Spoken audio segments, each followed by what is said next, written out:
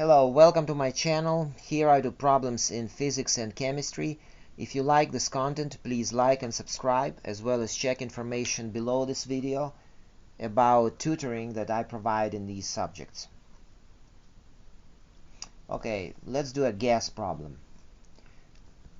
3 identical 1-liter containers filled with different gases are connected using glass tubes. The stopcocks at the top of each flask are initially closed, and all 3 containers are held at 125 degrees Celsius. Okay, so we have these containers here filled with krypton, water, and carbon dioxide. They are at different pressures, 1, 2, and 3 atmospheres. P is for pressure. The temperature is the same, 125, so temperature is the same, and the volume is the same. They're identical. Okay? Which gas particles are moving the fastest? Okay, so the measure of the kinetic energy of molecules, of their average kinetic energy, is temperature. So they all have the same temperature. The average kinetic energy is going to be according to this equation. Okay, so the energy and temperature is directly proportional to the temperature. But also the energy, the kinetic energy, equals to mass times velocity squared divided by 2. So we can see that the average kinetic energy for all of these gases is going to be the same because they're all at the same temperature. The energy is going to be the same. However, because the energy is the same, it's going to be a fixed number, the higher the mass, the lower the velocity, and vice versa. The lower the mass of the molecule, the higher the velocity. Because again, their product, the energy, is going to be the same number for all of them. So we just have to find the ones who move the fastest will have the greatest velocity is the one who has the smallest mass. Smallest mass. Now, we have to find molar mass. I can remember that this is going to be 12 plus 32, so that's 44 grams per mole. This is going to be 18. And krypton is a really large noble gas. It's definitely larger than probably both of these. So I can safely answer that the correct answer here is H2O, because this is the smallest and the lightest molecule, which is 18 grams per mole. So the correct answer here is B, H2O. Assuming the volume of the connecting tubes is negligible and that the temperature remains constant, what would be the total pressure of the system after all 3 stopcocks are opened and the gases fully mix? Okay, so the temperature remains constant.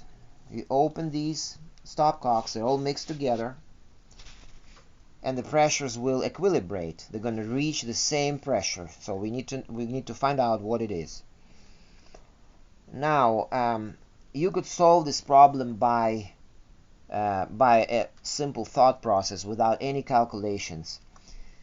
Looking at all of these answer choices, if you have gases at 1, 2, and 3 atmospheres, there is no way that after you mix them all together in the same total volume, the pressure can exceed 3 atmospheres. There is no way, physically. So, because obviously even the gas at the highest pressure here, 3, is going to be diluted, and there is no way that the pressure is going to reach more than 3. So, the correct answer here is A. However, I'm going to show you how to solve it more precisely, mathematically. Imagine that other answer choices, you would have them more feasible. Let's say you had 2.2 here, or something like that. Then you had to solve it more precisely. So to do this, you have to remember the equation. PV equals nRT. Pressure, volume, number of moles, gas constant, and absolute temperature in this equation. So, because the temperature and volume here are all the same, what makes the pressures different are the number of moles. So these gases have different number of moles. If this one is N, then this one is 2N, and this one is 3N. Okay? There's twice as many molecules here than here, and 3 times as many molecules here than here. By the way, the total number of moles here is 6N. We don't know exactly, and it's just the number N. It's 6 times N, the total number of moles. So now, so before you opened the stopcocks, the pressure was nRT divided by the volume. Okay? In the first container, for example. Okay? In the first container with krypton, it was 1 atmosphere. Now, let's see what happens after you open these stopcocks. You're going to have 6N moles of different gases mixed together. Okay, that's before you opened. Now, after you open, P is going to equal 6 moles. You're going to mix together 6, not 6 moles, 6 times whatever number of moles was here. So 6N RT, the temperature didn't change, divided by, now what is the total volume of 3 1-liter containers? It's going to be 3 times V. Well, the V here is 1 liter.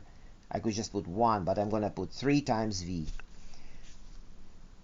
6 divided by 3 equals 2 nRT divided by the V. So it's very easy to see. If this was the nRT divided by V was 1 atmosphere, then 2 nRT divided by V is going to be 2 atmospheres.